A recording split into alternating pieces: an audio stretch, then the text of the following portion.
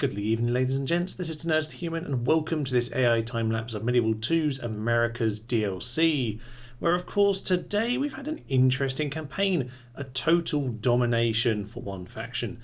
Aside from a couple completely unreachable rebel territories at the end, I've actually brought us back to turn 200 or 201 here, which is the interesting turning point because the Tarascans did actually win the campaign. Officially, they succeeded here. Not the Mayans. Of course, the Mayans would go on to win by about the year, I don't know, 2200. But at this point of time, where are we? 1721. Yes, the Tarascans are indeed the victors. They probably would have smashed the French eventually, but they never got the chance to show it. It's interesting, actually, as long as the Spanish held this central valley here, or valley, just this central part of the map here, it just seemed to stop the Mayans and the Tarascans ever meeting. It's very, very interesting indeed. And the Mayans, very slow started, it should be said, I suppose. The English were wandering around for a long, long time, keeping them busy. Yes, they are actually still wandering around at this particular point.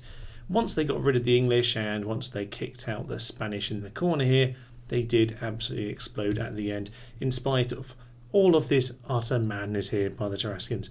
So, yeah, starting off, by the way, with the English and the French with colonies, you'll obviously notice the English dying, that the English can come back when their later armies arrive.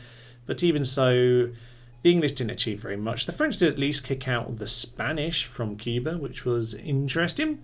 So they weren't a complete failure, albeit they didn't manage to push very far west. But, you know, they were a solid enough part of the campaign and were the second to last faction alive. So fair enough to the French.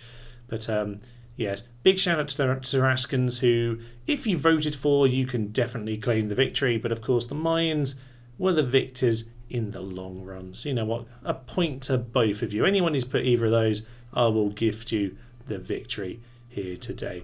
And fair enough to the Tlaxcalan, who actually, I can never pronounce, but did a fair job to stay with their two territories for as long as they did. But I thought this was quite an interesting one, even if the colonies of the English and the French didn't end up doing anywhere near as much as I thought they could by giving them some starting positions. But maybe they were too busy fighting each other.